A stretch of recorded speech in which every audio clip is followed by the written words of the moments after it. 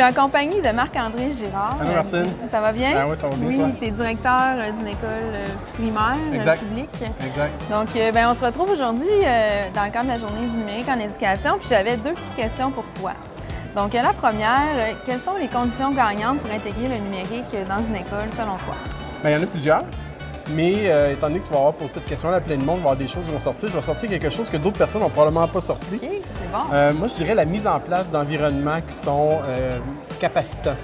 Donc, souvent, on demande aux enseignants, au personnel d'intégrer le numérique sans mettre en place toutes les conditions gagnantes pour qu'ils puissent le faire.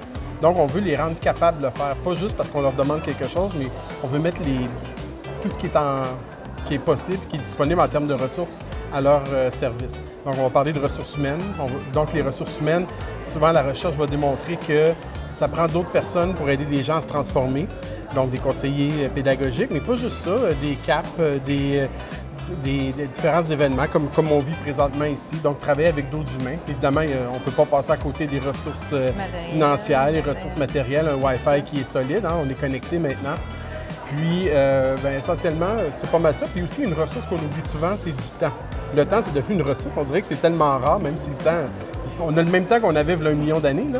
C'est juste qu'il est tellement occupé, il est tellement mobilisé. Fait qu'il y a le temps également. Dégager du temps pour les temps, personnes. trouver une façon exactement de dégager du temps. Super. Puis, en terminant, est-ce que tu aurais un exemple de projet numérique inspirant, porteur, qui a été vécu dans ton milieu actuel ou avant?